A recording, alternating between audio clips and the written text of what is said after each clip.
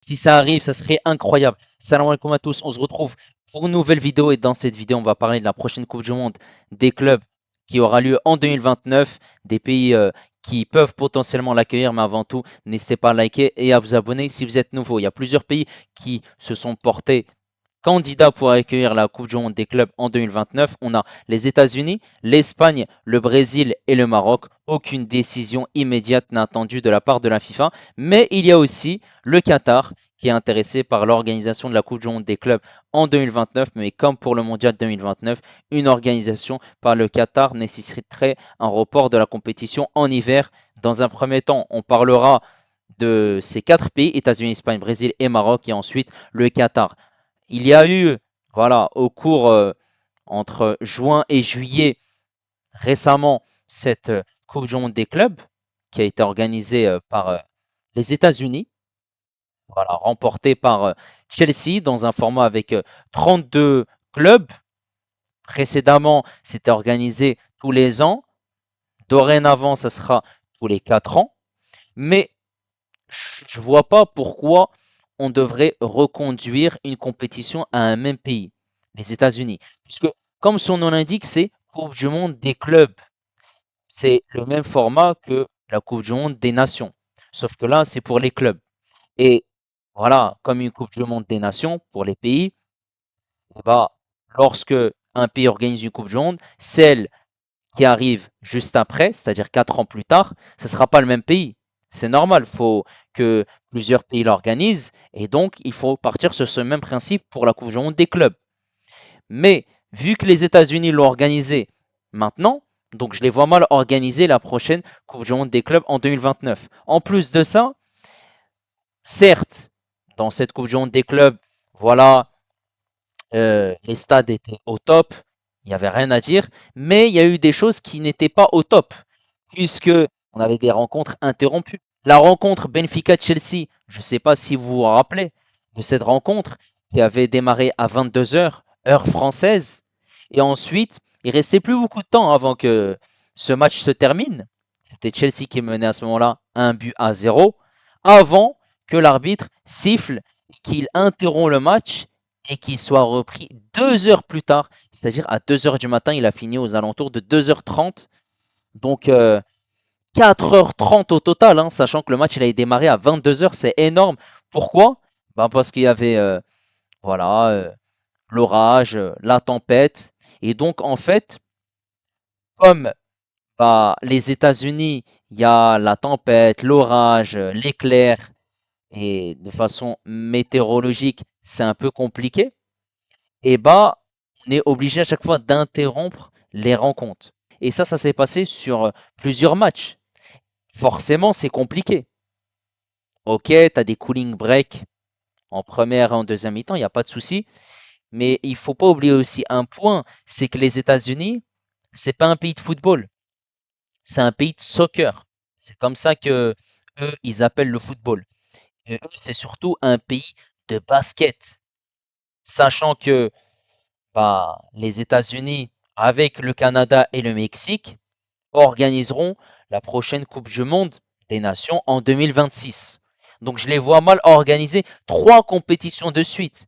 La Coupe du Monde des clubs, puis après la Coupe du Monde bah, en 2026, et ensuite la Coupe du Monde en 2029. Eh non, c'est pas logique. Et forcément, voilà, cette organisation de cette Coupe du Monde des clubs par les États-Unis, c'était aussi une répétition avant cette Coupe du Monde des clubs en 2026. Donc voilà, on a le Brésil, un pays de football, un pays qui est, bah, c'est un football qui est sensationnel au Brésil. En fait, ça dépasse tout le monde, que ça soit les petits, les grands, les vieux, et forcément, c'est un pays qui a énormément de talent. On l'a vu dans cette Coupe du Monde des clubs où les clubs brésiliens ont été excellents. Et il y a même un club brésilien qui est allé jusqu'en demi-finale, Fluminense, qui aurait pu aller en finale de la Coupe du Monde des clubs. Donc forcément, bien sûr qu'ils peuvent l'organiser. Mais il faut savoir une chose, c'est que le Brésil est sur le même continent que les États-Unis. Même si les États-Unis, c'est en Amérique du Nord, mais on a vu hein, que dans les stades, il y avait énormément de supporters brésiliens, mexicains, américains. Donc, forcément, il faut changer de continent.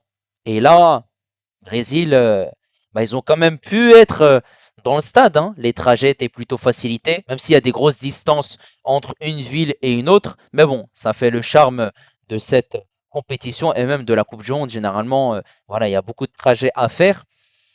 Donc on peut les éliminer. Maintenant, il reste l'Espagne et le Maroc. L'Espagne, qui a déjà organisé pas mal de compétitions par le passé. Et en plus de ça, ben, c'est un pays qui a récemment gagné l'Euro. Donc, l'Espagne peut aussi l'organiser, cette Coupe du Monde des clubs, sachant que en 2030, ils vont organiser la Coupe du Monde. C'est-à-dire un an après cette Coupe du Monde des clubs 2029, eh ben, ils vont organiser la Coupe du Monde des Nations en 2030 avec le Maroc et le Portugal. Ça pourrait être euh, voilà, une répétition, tout simplement. Mais il faut savoir que le Maroc organise bah, des compétitions. Il y a eu la CAN U23, il y a eu la CAN U17 récemment.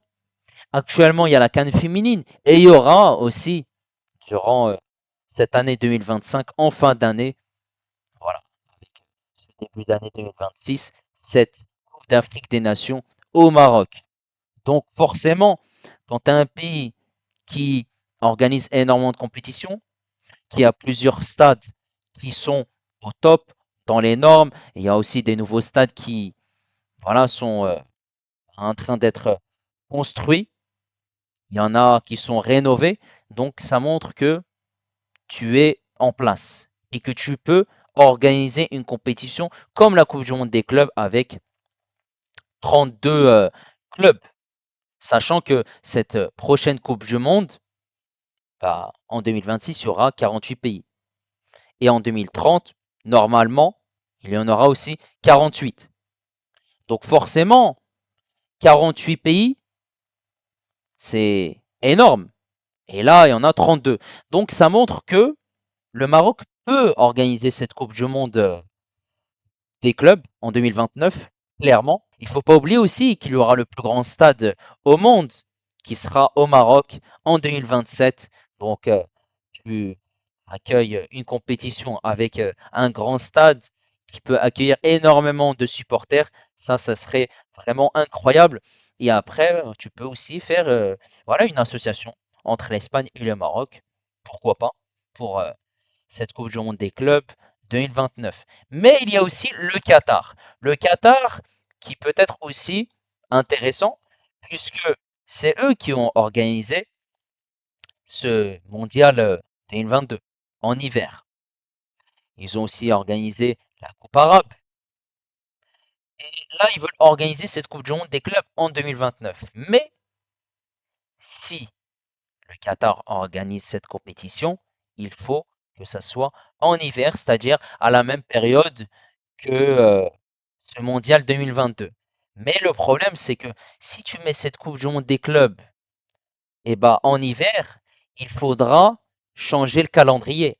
Donc, il faudra décaler les championnats, faire une interruption, essayer de voir aussi ce que tu peux faire.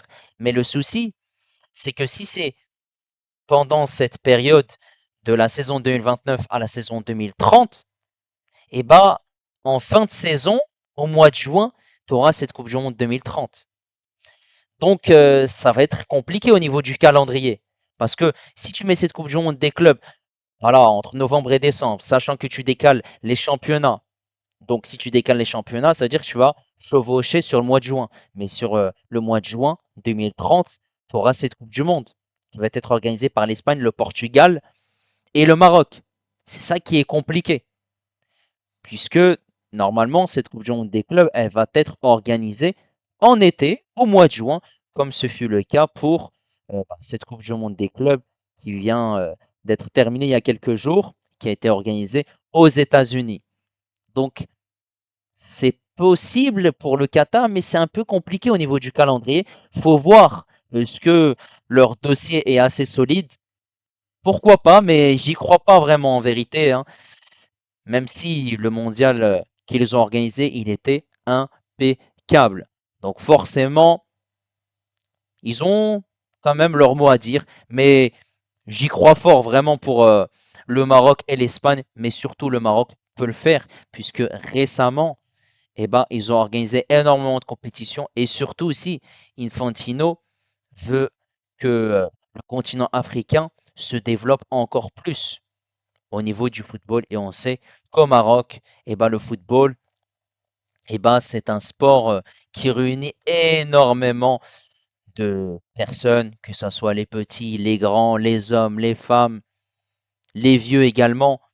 Et je pense honnêtement que le Maroc peut forcément organiser cette Coupe du Monde des clubs en 2029. Et ce serait vraiment incroyable. En plus de ça, le Paris Saint-Germain est qualifié parce qu'elle a gagné cette Ligue des Champions 2025. Et en plus, si Hakimi est encore présent au Paris Saint-Germain en 2029, ça serait vraiment incroyable.